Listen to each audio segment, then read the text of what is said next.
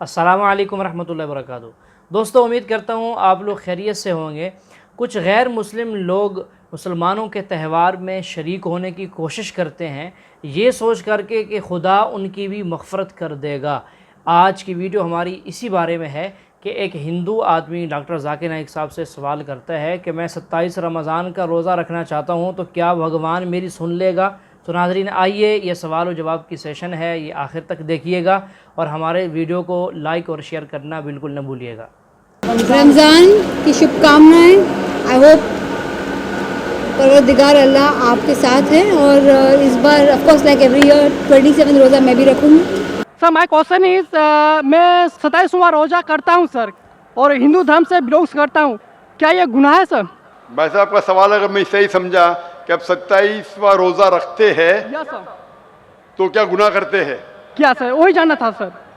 अगर आप के पास ईमान नहीं है, आप नहीं मानते कि खुदा एक है और नहीं मानते कि खुदा के अलावा कोई माबूद नहीं और नहीं मानते कि मोहम्मद सल्लल्लाहु अलैहि वसल्लम पैगंबर है, अगर आप रोज़ा रखे तो ये फाके के बराबर है। नहीं सर, मैं तो मानता हूँ कि भगवान एक अगर ही आप है। मानते हैं तो अल्हम्दुलिल्लाह, अगर ईमान है और फिर रोज़ा रखे तो अच्छी बात है, और अगर मुकम्मल ईमान लेके इस्लाम में दाखिल होते तो मेरी दरख्वास्त है कि कोशिश करो कि पूरा महीना रोज़ा रखे। Okay sir, I will do sir. इंशाल्लाह। आप मानते कि खुदा एक है? Yes sir. आप मानते कि खुदा के अलावा कोई माबूद नहीं? नहीं सर, मैं तो मानता हूँ कि भगवान एक ही है, चाहे वो खुदा हो, भगवान हो, कोई भी। आप मानते हैं कि बुत परस्ती, मूर्ति पूजा गलत है? नहीं सर, ये बात नहीं मानता हूँ सर। आप मानते हैं मूर्ति पूजा गलत है या सही है? सर सही है मेरे हिसाब से। आप मानते हैं मूर्ति पूजा सही है? Yes sir. तो अगर आप मूर्ति पूजा सही है मानते हैं, इस्लाम में मूर्ति पूजा करना गलत है, इस्लाम में गलत है, हिंदुइज्म में गलत है, ईसाईयत में गलत है। अगर आप मूर्ति पूजा मानते, रोज़ा रखे तो कोई फायदा नहीं, ये फाके के बराबर है। मेरा सवाल ये है कि इस्लाम शास्त्र अनुसार अगर कोई इस्लाम आदमी अच्छे काम करते हुए मर जाए तो उससे जन्नत प्राप्ति होती है, बिल्कुल सही तरीके से। अगर कोई गैर मुस्लिम जैसे हिंदू अच्छे काम करते हुए मर जाए तो उसी को क्या सर्व प्राप्ति होगी? I want to clear answer of this my question please sir. भाई साहब का बहुत अच्छा सवाल है कि अगर मुसलमान अच्छे काम करते हुए मर जाता है तो उससे जन्नत मिलती है, जब हिंदू अच्छे काम करते मरता है तो क्या मिलता है उससे, ये इसका सवाल है। भाई साहब, हर एग्जामिनेशन में कुछ ना कुछ शराइत होते हैं। मिसाल के तौर पे मैं जब 10th स्टैंडर्ड पास किया ICSE में सन 1982 में, मेरे 6 सब्जेक्ट थे मुझे पास होने के लिए, minimum 6 subject, English, history, geography, mathematics, science, Hindi, ये 6 सब्जेक्ट थे जो कंपलसरी थे। इसी तरीके से जन्नत में जाने के लिए 4 शराइत है। जन्नत में जाने के लिए सूरे अल असर सूरा नंबर 103 आयत नंबर 1 से 3 तक में लिखा है, वल अस्र इन्नल इंसान लफी खुस्र इल्ला लज़ीना आमनू व अमिलु सॉलिहाती व तवासौ बिल हक़्क़ि व तवासौ बिस सब्र। अल्लाह ताला कसम खाते हैं ज़माने की, वक्त की, कि आदमी खसारे में है। सिर्फ वो लोग नजात पाएंगे जो लोग के पास 4 चीज़ें हैं। नंबर 1 ईमान, नंबर 2 अमल सॉलिहात, अच्छे अमाल करना, नंबर 3 वतवासौ बिल हक़, लोगों को अच्छाई की तरफ बुलाना, और नंबर 4 वतवासौ बिस सब्र, लोगों को सब्र की तरफ बुलाना। तो जन्नत में जाने के लिए सूरे अल असर के मुताबिक 4 चीज़ों की ज़रूरत है। ईमान, मानना कि खुदा एक है, मोहम्मद सल्लल्लाहु अलैहि वसल्लम आखिरी पैगंबर है, बुत परस्ती गलत है। नंबर 2 अच्छे अमाल, नंबर 3 वतवासौ बिल हक़, दावा देना, नंबर 4 वतवासौ बिस सब्र। इन चारों चीज़ों में से एक भी चीज़ कम है तो आप जन्नत में नहीं जाएंगे। अगर अल्लाह ताला माफ़ करना चाहता है ग्रेस मार्क्स देख के तो अलग बात है।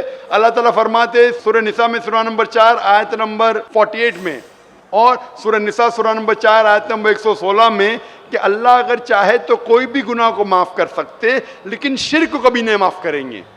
तो आम तौर पे जन्नत में जाने के लिए 4 चीज़ की ज़रूरत है। आपको शिर्क नहीं करना चाहिए। तो अगर एक आदमी को 4 में से 3 चीज़ में अच्छे मार्क्स मिले, मिसाल के तौर पे मैं 10th स्टैंडर्ड के अंदर 6 सब्जेक्ट में से 5 सब्जेक्ट में 100% मिले मुझे, और एक सब्जेक्ट में मैं फेल हो गया हूँ, एक सब्जेक्ट में मिलता है 5 आउट ऑफ 100, तो क्या मैं एग्जामिनेशन में पास होगा भाई साहब? नहीं सर, मैं 10th स्टैंडर्ड पास होगा? नहीं। नहीं। क्यों नहीं? लेकिन मुझे 5 में तो 100% मिले। नहीं, सब 6 में पास होना चाहिए।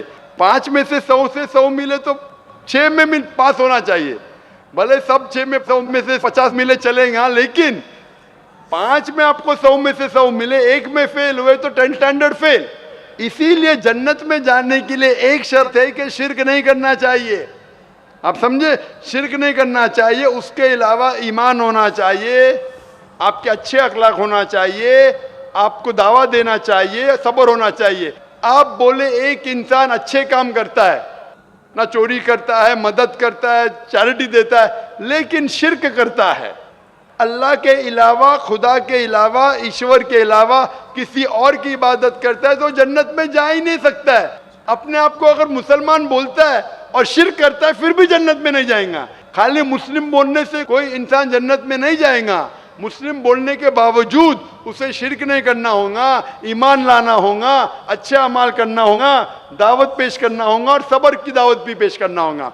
ये सब होंगे तो जन्नत में जाएगा, वरना नहीं जाएगा। मेरा सवाल सिर्फ एक है कि सनातन क्या है? सिर्फ सनातन क्या है, मैं यही जानना चाहता, जिसके कारण मैं आपके द्वार पर और यहाँ इजलास महफिल में मैं आपके सामने क्वेश्चन रखा हूँ। भाई साहब ने पूछा है कि सनातन की मानी क्या है। पूरा सनातन धर्म, सनातन मतलब एक ही खुदा में मानना। सनातन धर्म जैसे मैंने कल भी कहा, स्वामी दयानंद सरस्वती ने शुरू किया था। और सनातन धर्म मतलब वो कहते हैं कि अगर आपको जानना है कि ईश्वर क्या है और धर्म क्या है, तो सबसे ऊंची किताब वेद के ऊपर अमल करना चाहिए। तो इनने वेद की तहकीक करने के बाद ये साबित किया कि ईश्वर का डेफिनेशन क्या है, वेद और उपनिषद के जरिए। और जैसे मैंने कल भी कहा और परसों भी कहा कि जब आप पढ़ते छंदोग्य उपनिषद चैप्टर नंबर 6 सेक्शन नंबर 2 श्लोक नंबर 1, एकम एविदित्यम, खुदा एक ही है, भगवान एक है, दूसरा नहीं है, लिखा है श्वेताश्वेतर उपनिषद में चैप्टर नंबर 6 श्लोक नंबर 9, ना चस्य कसिज जनिता न चदीपा। उस ईश्वर, उस भगवान का कोई रब नहीं, कोई वालदेन नहीं। लिखा है श्वेताश्वेतर उपनिषद में चैप्टर नंबर 4 श्लोक नंबर 19, न तस्य प्रतिमा अस्ति, उस ईश्वर की कोई प्रतिमा नहीं। प्रतिमा एक संस्कृत लफ्ज है जिसके मानी है अक्स, picture, photograph, painting, idol, sculpture, statue. उस ईश्वर, उस भगवान की कोई प्रतिमा नहीं, कोई अक्स नहीं, कोई पिक्चर नहीं, कोई पेंटिंग नहीं, कोई फोटोग्राफ नहीं, कोई स्टैच्यू नहीं, कोई आइडल नहीं। यही चीज लिखा है यजुर्वेद के अंदर चैप्टर नंबर 32 श्लोका नंबर 3, न तस्य प्रतिमा अस्ति, उस ईश्वर, उस भगवान की कोई प्रतिमा नहीं, कोई अक्स नहीं, कोई पिक्चर नहीं, कोई पेंटिंग नहीं, कोई स्टैच्यू नहीं, कोई पोर्ट्रेट नहीं। और जो ब्रह्मा सूत्र हिंदुइज्म का एक। जी हाँ नाजरीन, आप सुन रहे हैं ये सारे के सारे दलाइल, हिंदुओं की किताबों में ये बातें लिखी हैं कि जो रब है, जो भगवान है, उनके मुताबिक उनकी ना कोई तस्वीर है, ना मूर्ति है, ना शक्ल है, ना मिसल है, ना उन जैसा कोई है। जबकि इस वक्त के जो हिंदू लोग हैं उन्होंने अपने भगवान की किस्मों किस्म की मूर्तियाँ बना रखी हैं, तरह तरह की तस्वीरें बना रखी हैं। और मुश्किल बात तो ये है कि वो हर एक भगवान, यानी कि उनके यहाँ जो 33 करोड़ से ज़ायद भगवान हैं नौज़ुबिल्लाह मिन ज़ालिक, हर एक की अलग अलग शक्ल बनाकर रखी है। ये बेवकूफ़ाना एक अमल करते हैं वो लोग। तो चलिए मज़ीद सुनते हैं डॉक्टर ज़ाकिर नाइक साहब से। कम ब्राह्म द्युत्या नास्ते नैना नास्ते किंचन, भगवान एक ही है, दूसरा नहीं है, नहीं है, नहीं है, ज़रा भी नहीं है। तो अगर आप ये जान ले कि भगवान एक है, उसका अक्स नहीं है और सिर्फ उसी की इबादत करना चाहिए, ये मेन ऑब्जेक्टिव है सनातन धर्म का। तो आप समझ चुके सनातन धर्म क्या है भाई साहब? फिलहाल कुछ बोलना चाहेंगे? हाँ बोलिए भाई साहब। सनातन धर्म एक सनातन धर्म नहीं होता, जो मानव जन्म में, मानव रूप में इस धरती पे आता है वो सनातन होता है। और सनातन का कोई धर्म नहीं होता, भगवान एक होते हैं। उसकी शाखाएं होते हैं, जैसे एक वृक्ष पे उसके टहनियाँ होती है, उसके पत्ते होते हैं, उनमें फल होते हैं, उसी तरह धर्म में भी सनातन हर व्यक्ति इस धरती पे जो भी जन्म लिया है वो सनातन है। उसका ऊपर वाले को मानने वाला जो व्यक्ति होता है उसकी शाखाएं अनेक होते हैं। भाई साहब ईसाई है, भाई साहब, जो भी आप बात करते हैं, मैं जो बात करता हूँ हवाला देता हूँ, वेद यजुर्वेद चैप्टर 32 श्लोक नंबर 3। कुछ भी बोलूँ, मैं बोलूँ 2 जमा 2 5, 2 जमा 2 6, तो मुझे हवाला तो देना पड़ेगा ना। आप जो बोल रहे कुछ कुछ लिखा है मनुस्मृति, इसके अंदर जानता हूँ मैं जो बात कर रहा हूँ हवाला दे के एकदम ब्रीफ में कह रहा हूँ। आप जो बोल रहे, मैं ये नहीं जानना चाहता हूँ आप क्या मानते हैं।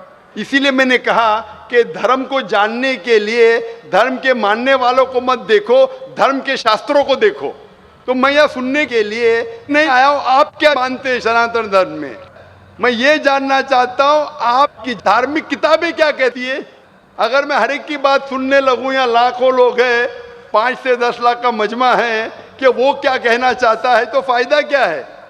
आप समझ रहे ना। तो जो भी आप जवाब देते हैं, अगर आप कहते हैं तो आप हवाला भी दो, आप हवाला दो भगवत गीता का, उपनिषद का, वेद का, फिर बात करो। खाली बात करने में क्या फायदा।